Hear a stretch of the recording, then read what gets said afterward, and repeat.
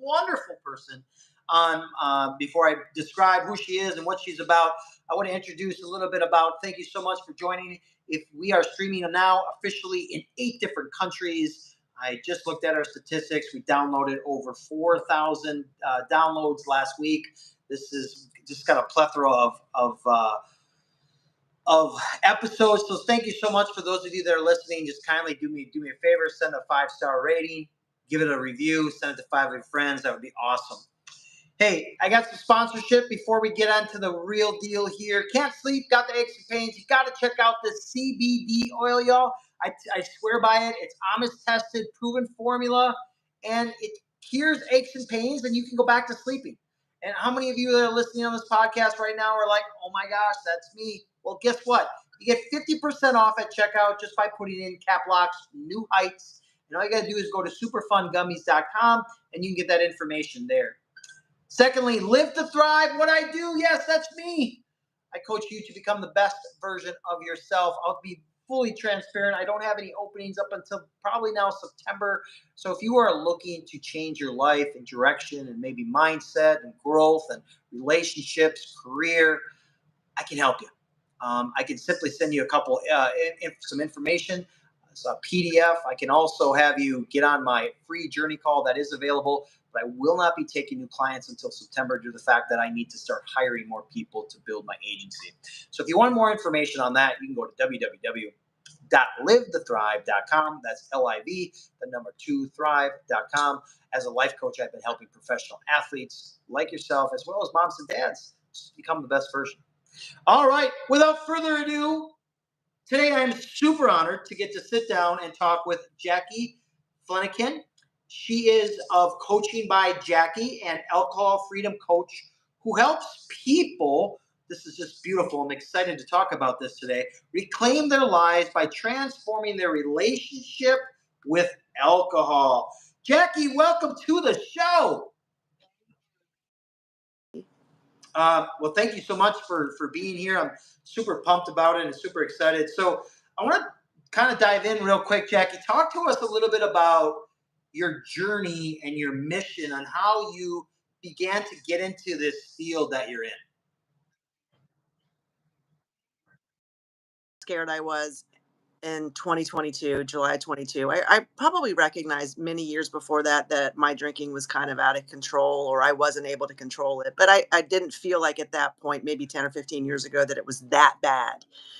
And in the summer of 2022, I had called a girlfriend of mine who I known had quit and who had totally changed her relationship with alcohol. And I knew, I reached out to her and it went to voicemail. And then she called me back. It went to voicemail. I called her back. It went to voicemail. And I just went, well, I guess that's not supposed to happen.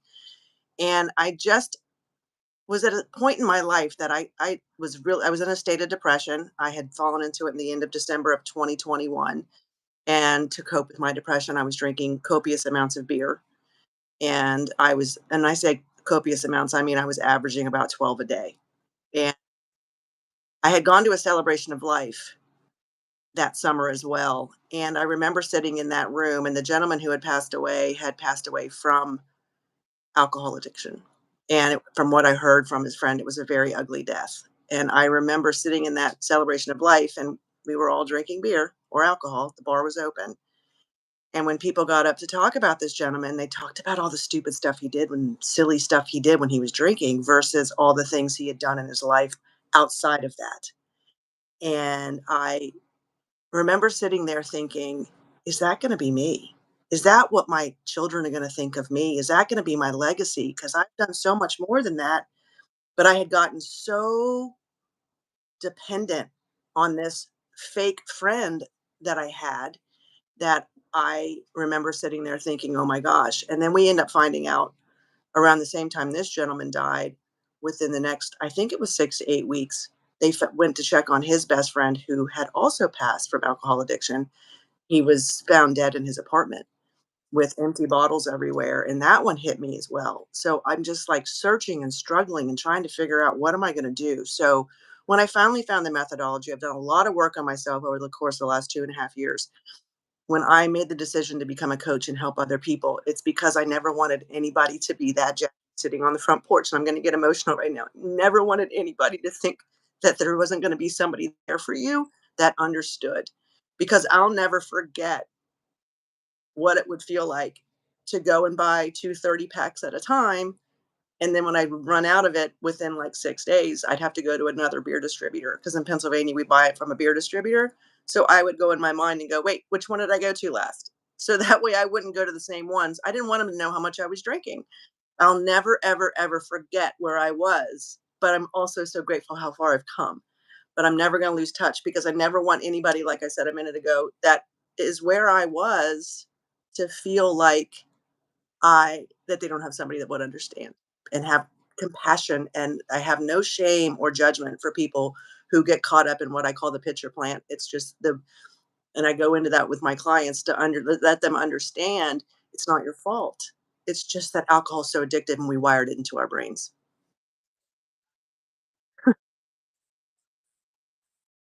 Do you say, like, I know being an educator as long as I have, and I would teach health, and I remember distinctively talking about addiction and things of that nature.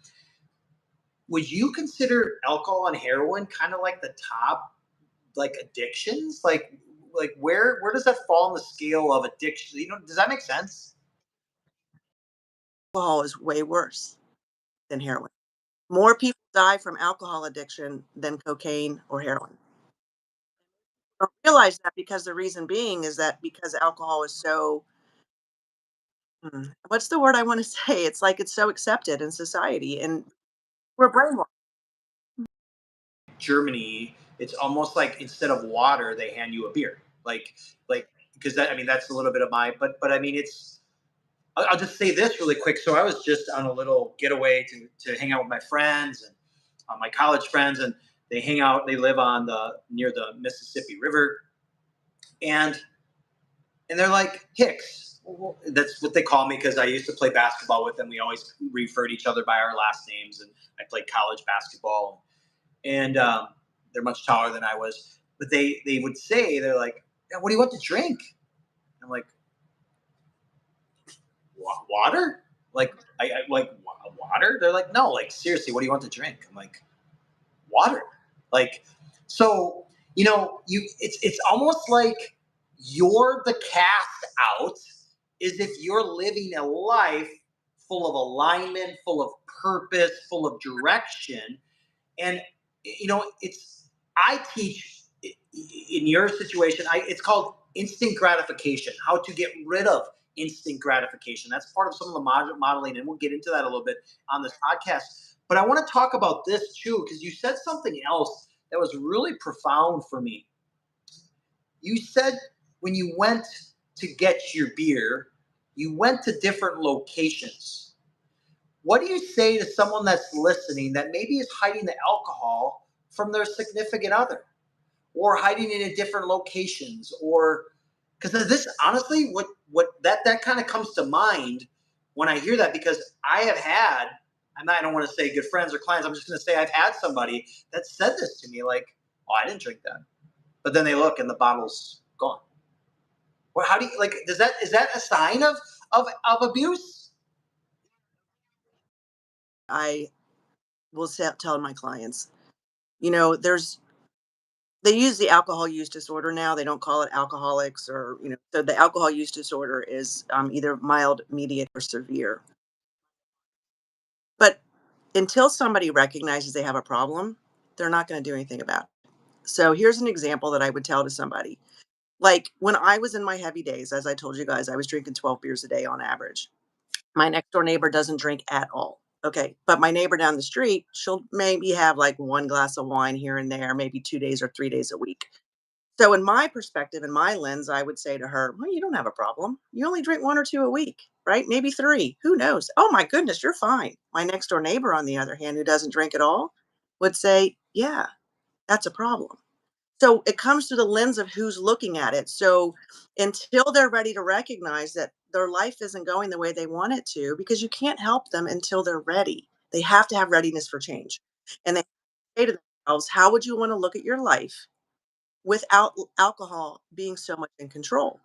Can you go a week without it? Can you go 2 weeks without it? Like, I was to the point where I knew exactly how much beer I had in my beer fridge that I would go, "Oh, oh, crap, I only have 5. Oh, I gotta go. I gotta go to the store." And if I didn't wanna go to the beer distributor, I'd go down. We do in Pennsylvania, we finally have them available in, like, convenience stores. "Oh, I'll just go to the convenience store and get a 15 pack. It's more convenient. I won't have to drive so far." So, like I said, it's until the person actually says, think something's wrong. I think I want to make a change. Because if you force them to, I don't let them just drop. It's not to me how I was able to do it and how I teach my clients. It's not about dropping the bottle. It's not about dropping alcohol the very first day.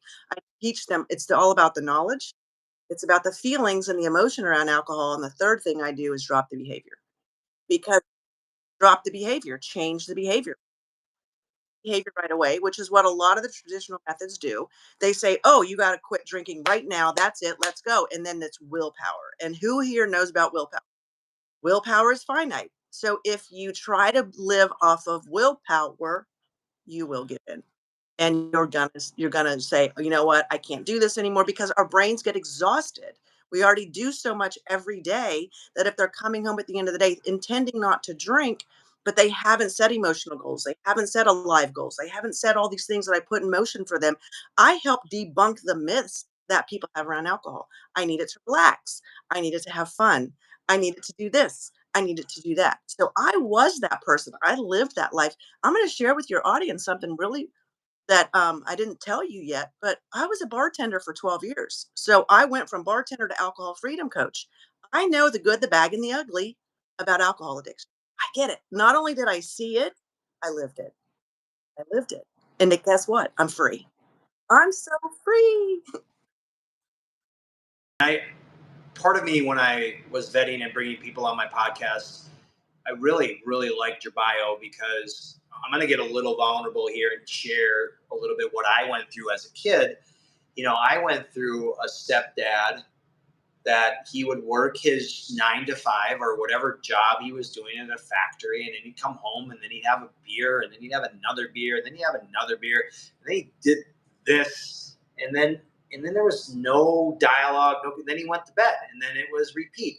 And then mom and dad would then, I can remember this, they would go to bars. They would go to bars on weekends. And I remember literally here, Jackie, is I got so fed up with being in the bars because I had to be with them.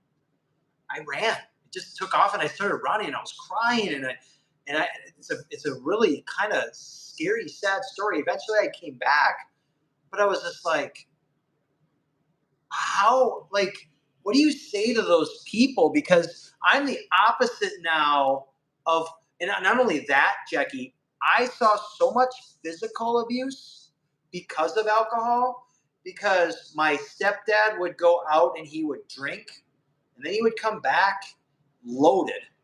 I don't know what the terminology is. And my mom and my stepdad would get in a physical altercation, like, and I witnessed this and I've seen this, and it's it was scary, like scary. And I being a father now, a single father and divorced now for almost 10 years, is I will never put my daughter in that type of situation. So what do you say to all of that? And like, because almost it's almost like for me it was negative reinforcement that I didn't want that. I didn't want that life. Then I became an athlete. I did all this stuff. But I didn't want that. I didn't. I never smoked marijuana, and I still haven't smoked marijuana. I still haven't never done any drugs. I was like, everybody's like, "What do you want to drink?" I don't know what I want to drink because I don't drink. So, what do you say to someone that maybe is part of that life or witnessed that? Like, what do you say? You witnessed and what you saw really was a gift. Even though you had to live through it personally at that time, your whole rest of your life, you went, wait a minute, look at what you were able to learn early on, what the true effects alcohol can have on somebody. Not everybody gets abusive. I was the emotional person. I would be the one that would come home and I'd get too drunk and I'd start crying and play all these songs and I'd just I'd escape my world like that. So when I look at people too, and I'm like, we're your stepdad and your mom, I'm going to tell you right now, from my heart of knowing who I am, When I first started drinking alcohol in high school, actually, my first time I drank, I was in eighth grade. My sisters made me drink shots of Jack Daniels. So, but when I became started to drink, I never did it with the intention of thinking I'd become addicted down the road because I didn't know that it's so addictive. So I'm going to tell you, your stepdad and your mother, and I have these conversations with my clients. I'm like, the first time you took a sip, did you ever imagine that, 15, 20, 30, 40 years later, you'd be having to talk to somebody because you lost control of what alcohol is doing to you? The alcohol industry does not let people know how addictive it is. What does it say? Drink responsibly, and do not drink and drive heavy machinery, or don't drink if you're pregnant. Where's all the other side effects? Where's all the long-term side effects? They are the one industry that gets away with it for now, because that is the mission of what me and a lot of people who I know that are coaches in this industry are, we want the accountability by the alcohol industry. So I tell people, number one, even though you had to live it, you were able to witness and see enough that you went, "Whoa, I'm not doing this. I'm not doing this." And that was kind of how I felt about heroin. I'd never really seen people do heroin, but I knew and I heard how bad it could be. And I remember telling my kids, "Isn't this awful?" I told my kids, I might cry on this one. Please do not ever do heroin because it's so addictive. It could take your life. But yet I didn't know at the time. I told my children, because I have a 31 down to a 21-year-old. I have 4 kids, adult children.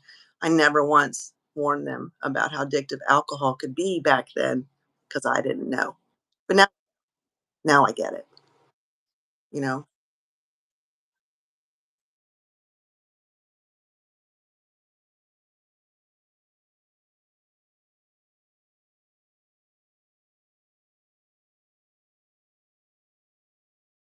About self-worth, and I'm excited to talk to you about this. Tell me why these elements are a foundation for your work and what you do. Is there. But to get to the point where they get to the self-worth and we can work on all that, I got to get the alcohol under control. Because typically why we're running and we're escaping to alcohol, it's a lot times it's a lot more than just the addiction. We're running away, we're escaping, we're silencing noise in our head. And until but in the beginning when I'm working with them, I'm like, we're not gonna focus, we're not gonna peel those layers back yet. I got to get you understanding why your body's addicted. Got to get you to understand why your subconscious brain is wired the way it is. Why an automatic thing comes up at 5 o'clock. You're grabbing your beer or your mixed drink or your wine or whatever without even thinking about it, because you programmed it. I programmed my brain. And I tell people, I'm the crazy cat lady. I have 6 cats. Yeah. 2 of them are inside right now, so if they make an appearance, I can't help it. They just love to jump on the table. But I tell people I give my cats moist food at 5:30 roughly, and they don't have a clock. They don't have a time. They have a watch. They can't read a clock. They don't know what time it is, right? Even with the time change, at 5:20, if I haven't, or 5:30, if I haven't opened up those cans yet, they're already in here looking at me, going, "Where's my outdoor cats?" Will look inside the window, peek at me, like, "Hello, hello, mom. It's 5:30." And when I looked at how my addiction to alcohol was, I was like, "Whoa, I programmed my brain to say," because what my body did was, "Hey, get that because there's your dopamine hit. Hey, let's wait. This is what you do to make yourself happy." Even though, I mean, I'm a pretty outgoing individual. I always have been. I'm not gonna lie to you guys. I was class flirt. I was really outgoing, but then I lost myself in alcohol. But that's a sidebar. But anyway, so when I teach people, like, it's not in the beginning, I gotta get you to get the alcohol under control, but I don't have them like I have them pause in the beginning. It's like I want to teach you first. I don't want, like I told earlier, you don't drop the bottle right away. You don't drop the alcohol. You don't drop the behavior. I'm going to give you a lot of knowledge because it worked for me. And what happened with me, Michael, was I keep a calendar and I would write down every day how many beers I had, because I would take my tabs off. I was a Michelob Ultra drinker. I'm sorry, Michelob Ultra. You probably like wondering why the sales are down in Central Pennsylvania, but that's because I quit drinking. But I would take them off, and I was averaging those 12. And I noticed as I was learning and it took me about 75 days until I decided to take a break from alcohol. And I was like, whoa, I'm down to 8. I never was below double digits. So just because of what I was learning and how I was aware and my mindset and really paying attention. I videotape myself drunk on purpose. I do all sorts of things to get myself ready. And what I tell people, it's I can drink as much as I want to. I haven't wanted a beer with alcohol in it since June 8th, 2023. Yeah. It's a lot of mindset too, Mhm. because I had a client of mine that came into my program and had a Mountain Dew addiction, like 36. Now it's nowhere near, but it's still an addiction. And I got him down at the end of my program of 90 days down to 1 to 2 Mountain Dews a day. So we supplemented other things for the process, but also the mindset piece and what triggers and doing the self auditing. I think those are similar to what you had talked about.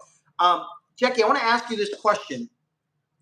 How is coaching by Jacki distinct from more familiar recovery paths? Because there's different programs out there. Why you?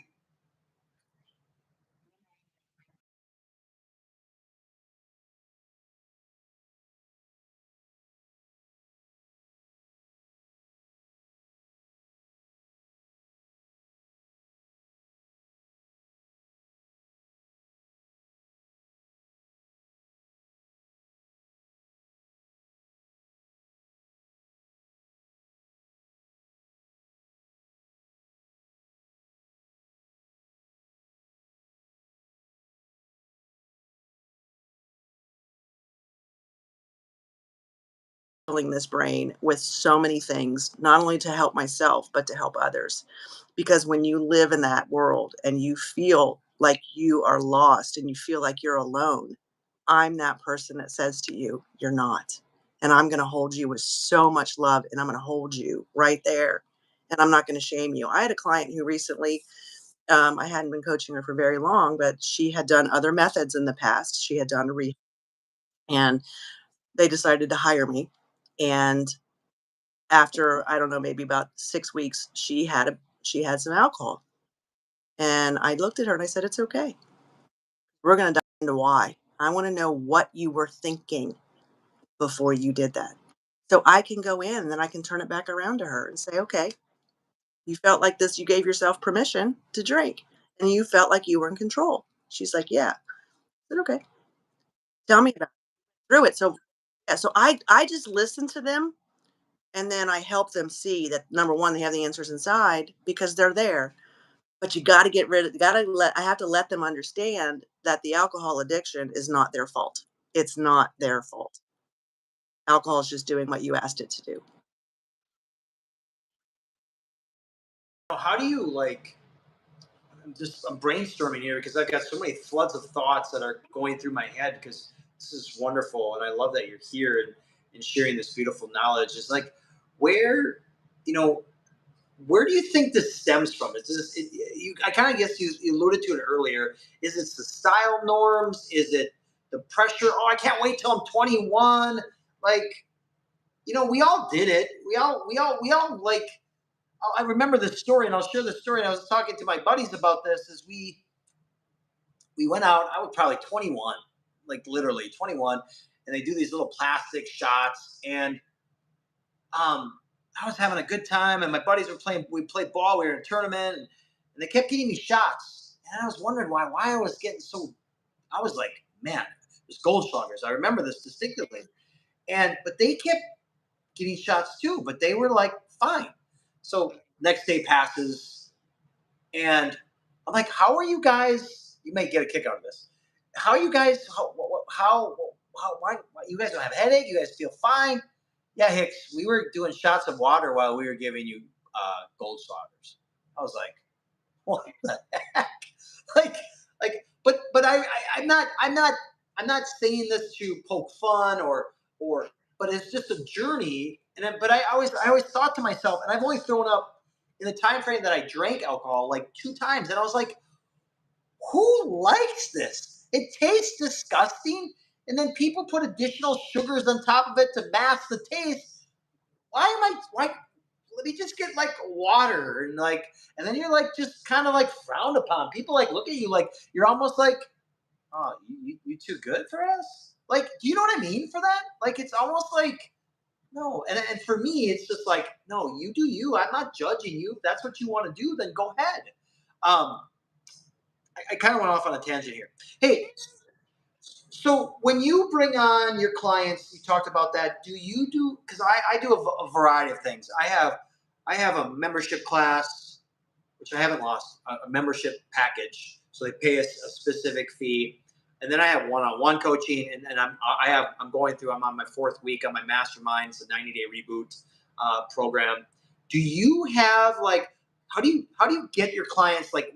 Is it virtual? Is it one-on-one? Is it a mastermind? Like, talk to us about that. Tell the audience about it because I'm sure they want to know. A lot of my stuff either one-on-one, face-to-face if they're local, and then I have my Zoom as well. I am in the process of looking at doing mastermind classes. I created a Facebook page with my another coach of mine, very, very dear friend. She's in California. So we created a global network called Sober Guides to Freedom. And that is on Facebook. It's a private Facebook page where we're building that. We just launched that in April. So we're still building that. We want people to have a safe space that they can come to be able to get it, do ask questions, and then we're our guides. We call ourselves guides, but we're coaches as well. But we host 3 weekly Zoom group coaching calls at this point, just to give and pay it just for free to pay it forward to people to let them understand they're not alone. So I'm building my business right now through a lot of podcasts, and then locally through my newspaper. Did an article on me recently. I was at a small business spotlight. Got a half a page in my local newspaper. So I'm really just wanting to put my voice out there as much as I can so that people can understand that, I can coach anybody from anywhere. But I want to go back to something you said a minute ago, and you asked me a question. I know it's fun because we go this subject is just it's so vast. And you asked me a question about why. Why is it that people are so like what makes them use alcohol the way they do? And there's what we call the three S's. It's yourself, your society, or it's a substance. So in yourself, you might drink because you have low self confidence. You need it because before you go to a party or before you go out or something like that. We look at society and we look at how society is like, oh well, if you don't drink, you're a loser, or these pressures put on yourself about the beliefs that other people have. And then the substance itself of thinking you need it to relax, thinking you need it to deal with stress, thinking you need it to have fun. So it was like where I really honestly didn't drink because I cared what other people were thinking, but maybe I did. It's so hard to really to dictate, but I think people get caught up in the drinking because number one, it's everywhere. I mean, look at all the TV shows and movies, and I'm going to talk about something really cool though in a sec. But when you look at how it's you they make it look like it's cool. The only movie that really, like, shows it was The Hangover, but then they made it funny, like but it was funny, but I'll be honest, hangovers suck, and I'm gonna be so I'll tell your audience too, from what, my boyfriend does a lot of research with me. He loves the fact of what it is that I do, and I met him after I jumped off the alcohol train. I've been dating him for about 9 months now, but he was saying that he read an article that 25% of people who drink alcohol don't get a hangover. And I think that is not it's a curse in my humble opinion, because if you don't get the hangover, you really don't ever understand how bad alcohol is affecting you. I had the hangovers horrible and I was tired. That was one of my non-negotiables whenever I decided to change my relationship with alcohol was what is one of your non-negotiables? And I said, I can't do the hangovers anymore because they were killing me. I was sleeping later because it was killing me. So um, Function though, Jackie, of like you know what I mean? Like they can hit it hard and then go do their 9 to 5 and then hit like that is insane. but I'm going to be honest with you, they're not functioning at 100%.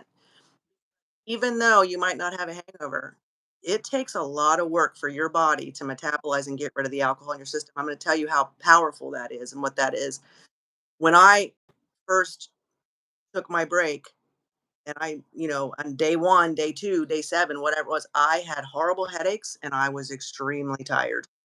So as that alcohol was leaving my system, my body had a lot of healing to do. And there's a doctor on YouTube, and I can't remember her name right now, but I watched a video about pause, which is post acute withdrawal symptoms. It's not the initial withdrawal symptoms, those happen within 72 hours, excuse me. If you are really, really a heavy drinker, and they don't want to cut it out of your system right away. So when I weaned back, I felt like I was in a good place. But I was also, I'm not a medical doctor, but I made sure I was prepared to do anything, make calls if I felt like I was going into the what they call the DTs.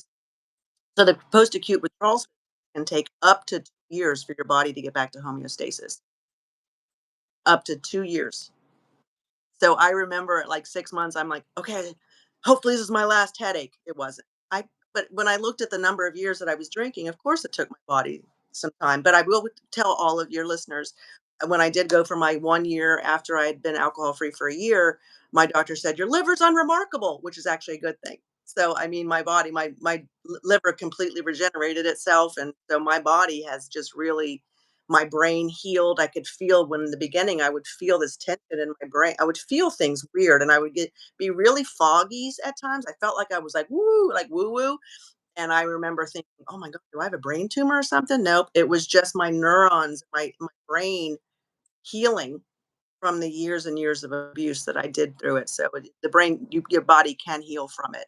But the biggest thing I want people to know is there's a lot of things that go on inside your body that you're not aware of. I had a friend recently pass away from esophageal cancer, and I fear that it was as a result of his addiction to Chardonnay wine, to drinking a lot of wine because it killed his esophageal lining.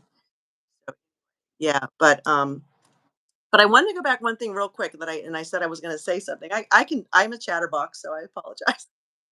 But so I was talking about the media and how things are, they paint it out like you need this, you come home after work. I mean, it goes way back. I don't know how old you are, but I'm in the second half of my 50s.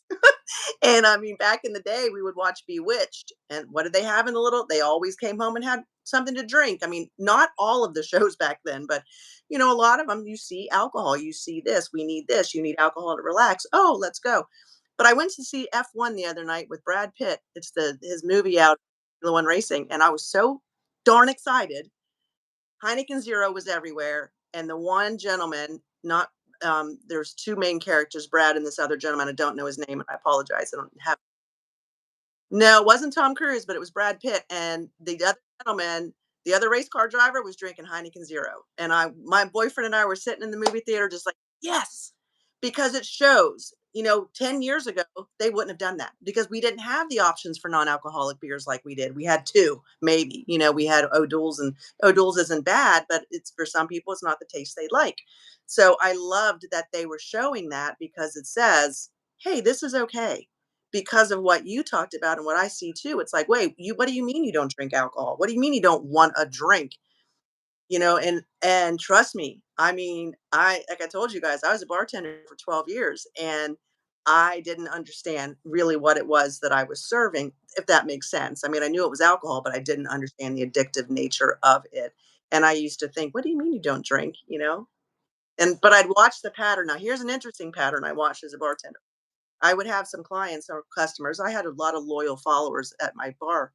And so occasionally, like one of them would go, oh, I want to lose some weight, or oh, I'm drinking too much. And so would switch to a non alcoholic beer and do that for 3 or 4 months. And then all of a sudden go back to drinking and it would be exactly where he was because the brain was wired for it.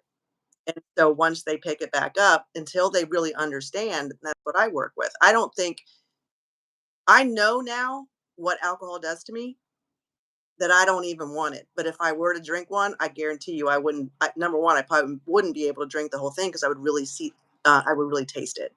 I'm sure. Well, I will.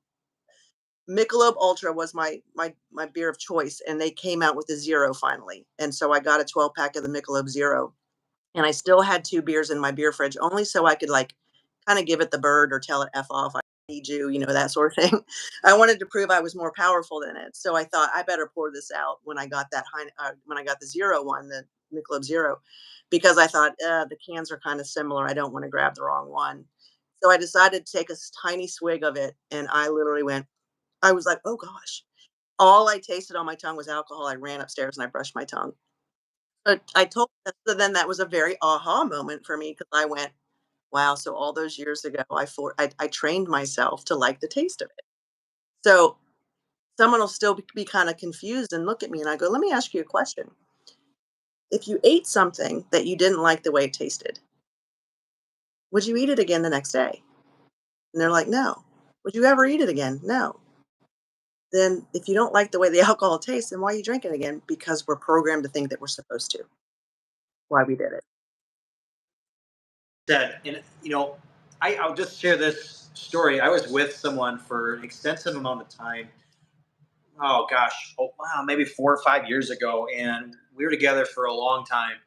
And she started out very, very fit, and that's what I was attracted to. And well, she started drinking heavily, heavily, and not only addiction is part of that, but you can see when people start to indulge in these extra calories, they she put on 70 to 80 pounds. I became unattracted to her. The relationship then got rocky. It's like there's so many evil, ugly things associated to that, and and I struggle with that. I got all that from what you had said. You talk about, well, you have a lot of clients, and you've got some really beautiful testimonials too, and I want to talk about a little bit. Can you share how people describe their experiences after working with you? Because I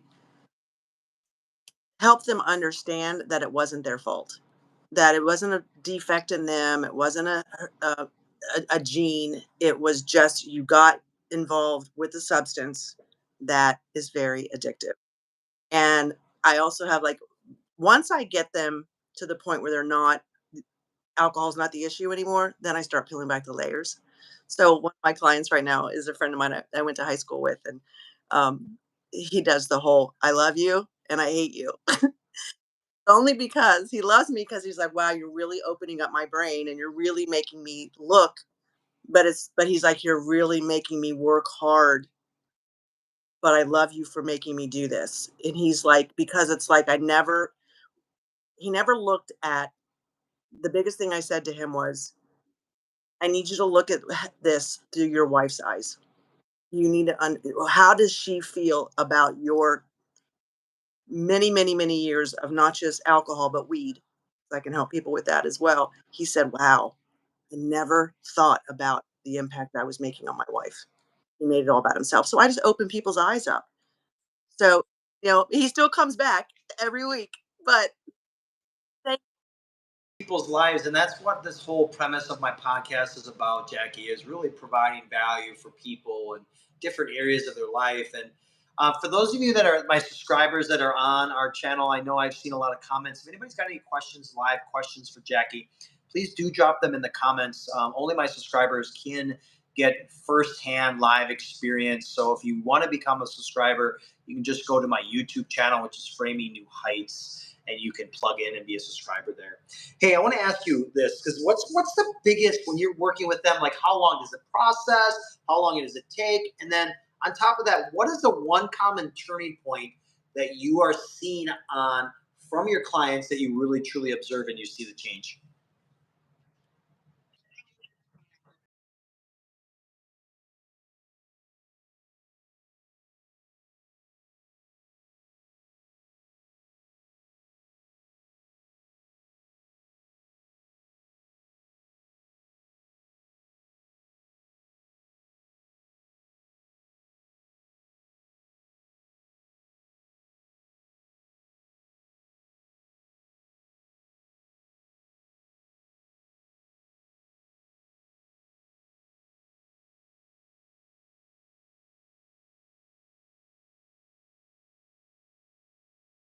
everybody's journey is different.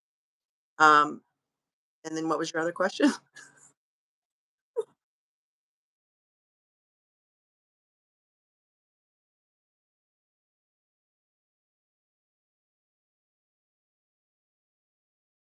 I think the one that I love the most, because there's so many, but if I were to pick one, it would be when I ask them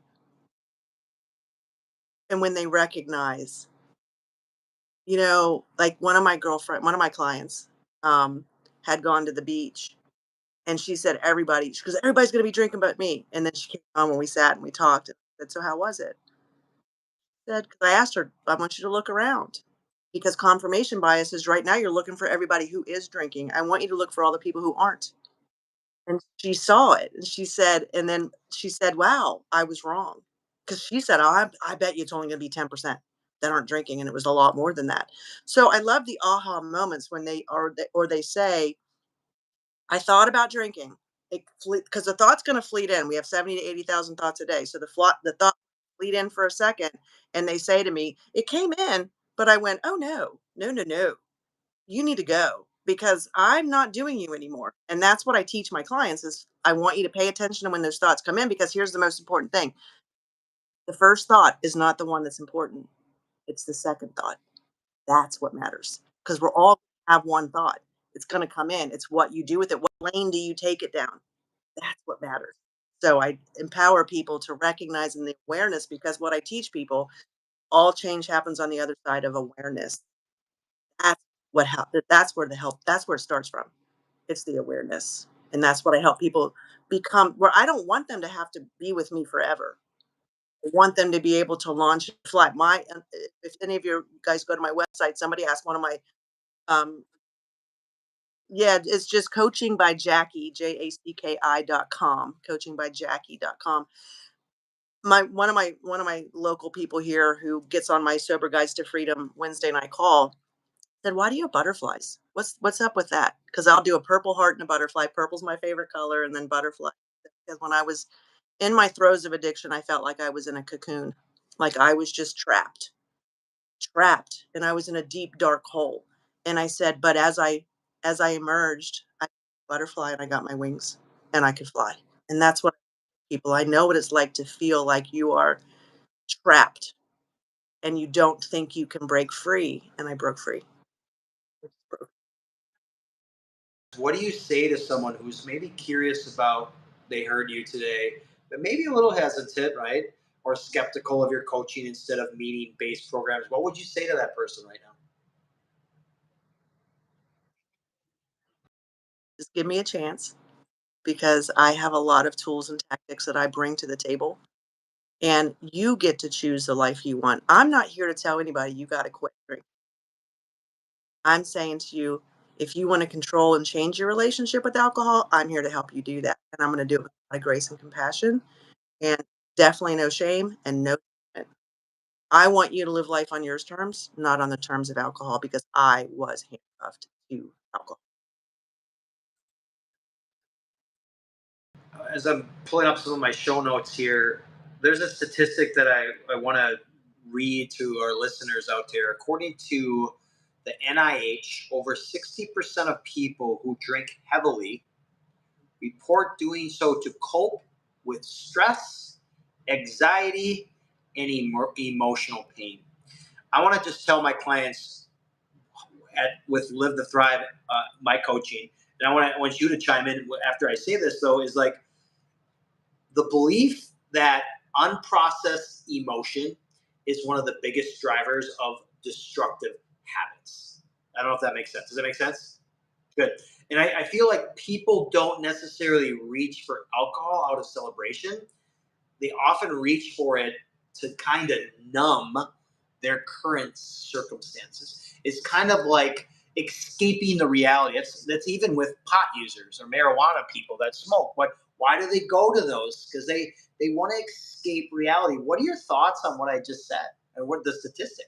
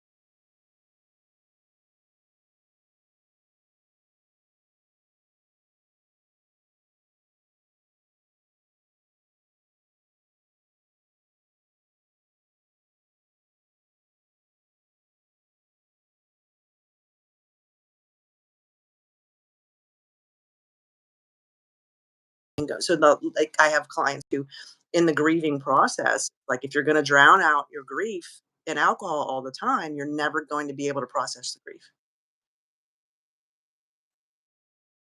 Well said. And I think of two of like behavioral science talks about, and this is why I'm a mindset coach. So behavior science shows that the lasting habit change is 80% of our mindset.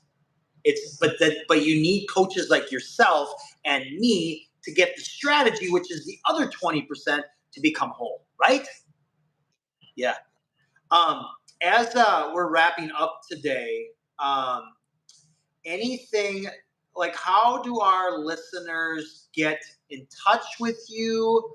Can you give them, would you have any offers or anything like that? You want to share that with everybody? Website, I have a Calendly link that they can book. Anybody talk to me can have a call. Usually lasting 30 minutes to an hour, but that's me to listen to you and not judgment. Let me talk to me. Tell me what's going on. And for your listeners, I'm offer $400 off any package that's 12 weeks or more, or 12 sessions. Sometimes people might reach me.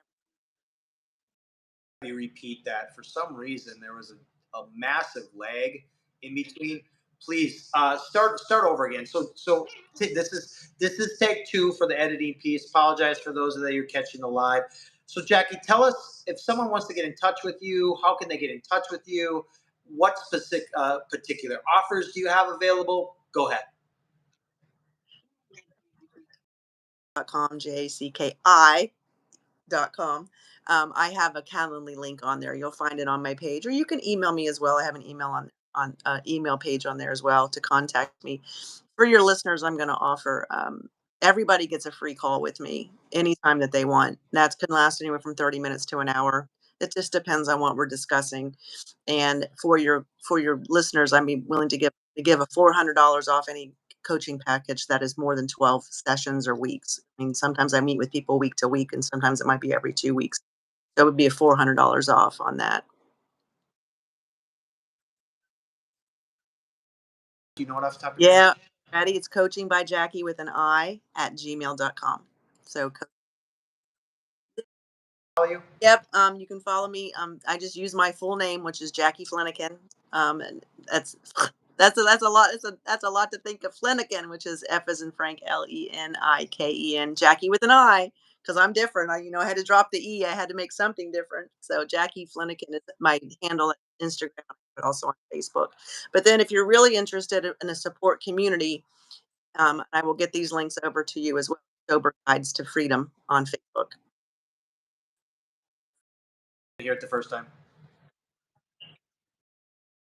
And that's a free group. They got to answer some questions. How do they have to enter? Are they on their journey? It is a private group because we vet everybody. We pay attention very closely to the page. So I just need to know where they are in their journey. Some of them might already be alcohol free. Some of them may not. Some of them may be sober curious. It's just a space where people can come and I just highly recommend if people do want to join that page, jump on these coaching calls. Get them. They're free. We just help people and give them. Yeah. Give them some tools and tactics because it's so important. Like, I run across people who are like, "Oh goodness, I'm going to my first party without alcohol." Well, we can bring it up on a coaching call, and I'm going to do a lot of different things with to help them prepare for that. Because when you have been in a world where alcohol was so much in control and took up a lot of real estate in your brain, it's going to sneak in occasionally. It's going to, and to the point where it doesn't anymore, which I'm living proof of that. It doesn't really. To beat that. And that's why I say too, I always say like you have your old self or you have your evolving self. And when we begin, like it's funny that you had talked about this earlier, is like I had a client that has been with me for like a year. And long story short is I had to say to her, I'm like, look, I go, you're awesome.